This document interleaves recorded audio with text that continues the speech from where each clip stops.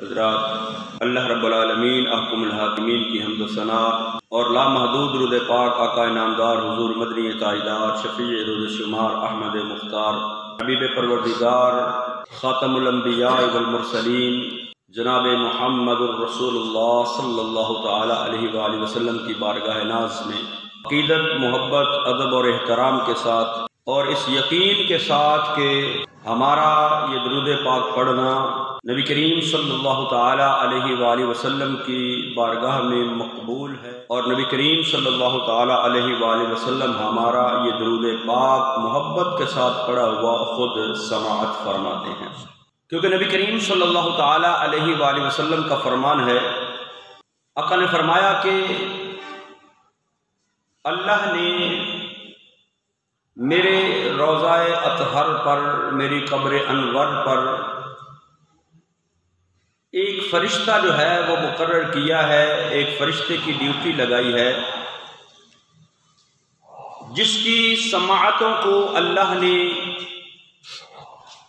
اتنا کمال اور اتنی طاقت عطا فرمائی ہے کہ وہ موجود تو میری قبر انور پر ہو اور دنیا کے کسی کونے، کسی گوشے کے اندر، کسی ملک کے اندر، کسی شہر کے اندر، کسی بستی، کسی آبادی کے اندر کوئی بھی مصطفیٰ کریم صلی اللہ تعالی علیہ وآلہ وسلم کا امتی اور غلام جب حضور اکرم صلی اللہ تعالی علیہ وآلہ وسلم کی بارگاہ میں درود و سلام کا تحفہ نذرانہ پیش کرتا ہے تو آقا نے فرمایا کہ اس فرشتے کو اللہ نے اتنی طاقت عطا فرمائی ہوئی ہے،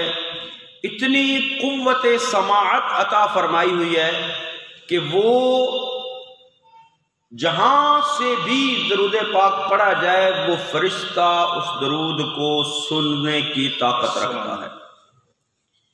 اور پھر سن کر صرف سنتا ہی نہیں بلکہ جب سنتا ہے تو اس کو یہ پتہ ہوتا ہے کہ کون بندہ جو ہے، کون امتی جو حضور کا ہے، کون غلام حضور کا، وہ رسول اللہ صلی اللہ تعالی علیہ وآلہ وسلم کی بارگاہ میں تحفہ نذرانہ درود کا پیش کر رہا ہے، اور پھر اس تحفے کو، اس نذرانے کو بارگاہ مصطفیٰ کریم صلی اللہ تعالی علیہ وآلہ وسلم کے اندر اس بندے کے نام کے ساتھ پیش کیا جاتا ہے کہ یا رسول اللہ، آپ کے فلاں غلام نے فلاں ملک سے، فلاں شہر سے، فلاں بستی سے، فلاں آبادی سے آپ کی بارگاہ میں یہ درود کا تحفہ بھیجا ہے، یا رسول اللہ اس کو قبول فرمائیے۔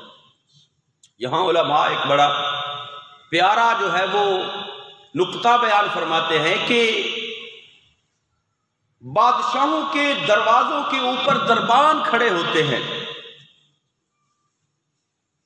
بادشاہوں کے دروازوں کے اوپر دربان کھڑے ہوتے ہیں،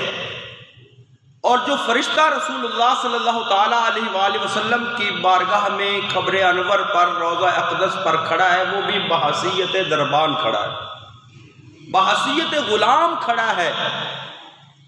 اور دربان کبھی بھی بادشاہ سے اوپر نہیں ہوتا، بادشاہ کی شان زیادہ ہوتی ہے، اس کا مقام بلند ہوتا ہے، اس کا مقام اونچا ہوتا ہے۔ تو جب مصطفیٰ کریم صلی اللہ تعالی علیہ وآلہ وسلم کے روضہ اقدس پر وہ فرشتہ ڈیوٹی پر مامور ہے، اللہ کی طرف سے اس کی ڈیوٹی لگی ہوئی ہے کہ تیری یہ ڈیوٹی ہے، تو میرے محبوب کے روضہ اقدس پر کھڑا رہے گا، تو جب غلام کی، ایک دربان کی، ایک ڈیوٹی والے اس فرشتے کی قوت سماعت یہ ہے، سننے کی طاقت اتنی ہے کہ وہ پوری دنیا میں سے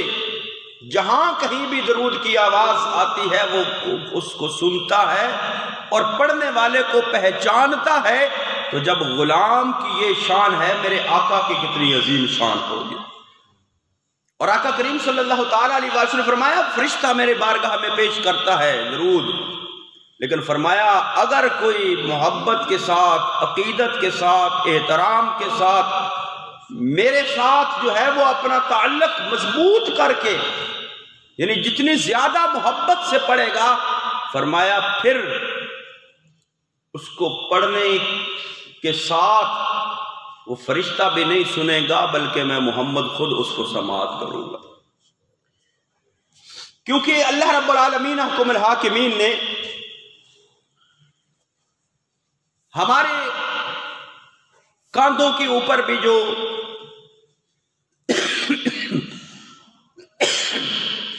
دو فرشتے ہیں کرامن کاتبین جن کی ڈیوٹی لگائی ہوئی ہے، یہ درود پاک پڑھنا یہ کوئی معمولی عمل نہیں، یہ کوئی معمولی نیکی نہیں، اور یہ وہ نیکی ہے کہ فرشتوں کو بھی خبر نہیں ہوتی، رسول اللہ صلی اللہ علیہ وسلم کو خبر ہو جاتی ہے۔ اور آقا کریم صلی اللہ تعالیٰ علیہ وآلہ وسلم نے فرمایا کہ جب کوئی محبت کے ساتھ درود پڑھتا ہے میں اس درود کو خود سماعت کرتا ہوں، خود سنتا ہوں۔ بندہ اگر زبان سے درود پڑھتا ہے، جب زبان ہلے گی، منہ سے لفظ ادا ہوں گے تو اس کی آواز ہوگی، وہ فرشتے کرامن کاتبین جو نیکیاں لکھنے والے ہوں گے وہ اس کو نیکی کی صورت میں لکھ لیں گے، اور وہ فرشتہ سننے والا سن لے گا۔ لیکن کبھی ایسی کیفیت بھی ہوتی ہے جب بندہ زبان سے نہیں پڑھتا، دل میں میرے محبوب کریم صلی اللہ تعالیٰ علیہ وآلہ وسلم کی بارگاہ میں درود کا تحفہ بھیجتا ہے، فرشتے سنتے نہیں بلکہ محبوب کریم خود اس کو سماعت کر لیتے ہیں۔ اور ایک دوسری بات کہ یہ دو فرشتے جو اللہ رب العالمین حکم الحاکمین نے مقرر کیے ہیں کرامن کاتبین، ایک کا کام ہے نیکیاں لکھنا اور ایک کا کام ہے بندے کی برائیوں کو تحریر کرنا۔ جب بھی بندہ کوئی عمل کرتا ہے، کوئی کام کرتا ہے، وہ ایک ہی فرشتہ لکھتا ہے۔ اگر بندہ نیکی کر رہا ہے ایک وقت میں تو ایک وقت میں وہ نیکی ہی صرف کرے گا تو نیکیوں والا فرشتہ اس کی نیکی لکھے گا۔ اگر بندہ کوئی برائی کر رہا ہے، وہ کوئی برا فعل کر رہا ہے، کوئی گناہ کا کام کر رہا ہے، تو پھر برائیوں والا فرشتہ جو ہے وہ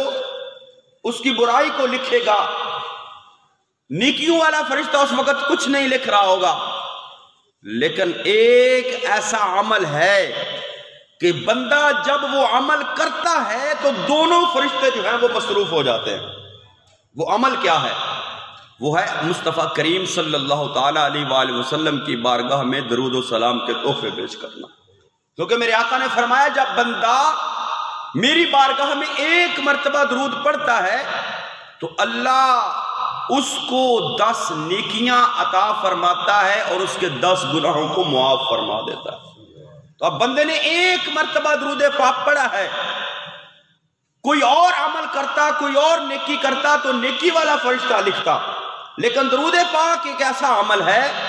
ادھر بندے نے وہ عمل کیا ہے، درود پڑھا ہے مصطفیٰ کریم صلی اللہ علیہ وسلم کی بارگاہ میں، نیکیوں والا فرشتہ بھی حرکت میں آئے گا، برائیوں والا فرشتہ بھی حرکت میں آئے گا، نیکیوں والا نیکیاں لکھنی شروع کر دے گا، برائیوں والا برائیاں مٹانی شروع کر دے گا۔ یہ ایک عمل ہی ہے جو دونوں فرشتوں کو مصروف کرتا ہے، نیکیاں والا نیکیاں لکھتا ہے، برائیوں والا برائیاں مٹانا شروع کر دیتا ہے، کیونکہ آقا نے فرمایا جس نے ایک مرتبہ مجھ پر درود پڑھا محبت کے ساتھ، فرمایا وہ ایک مرتبہ درود پاک پڑھنا وہ پڑھے گا، ایک مرتبہ اللہ اس پر رحمت 10 نازل فرمائے گا، اس کو نیکیاں 10 عطا فرمائے گا، اور فرمایا ساتھ ہی اس کے 10 گناہوں کو معاف کر دیا جائے گا، 10 گناہوں کو مٹا دیا جائے گا۔ تو درود پاک محبت کے ساتھ پڑھا کریں، عقیدت کے ساتھ پڑھا کریں، مصطفیٰ کریم صلی اللہ تعالیٰ علیہ وآلہ وسلم کے روضہ اقدس کا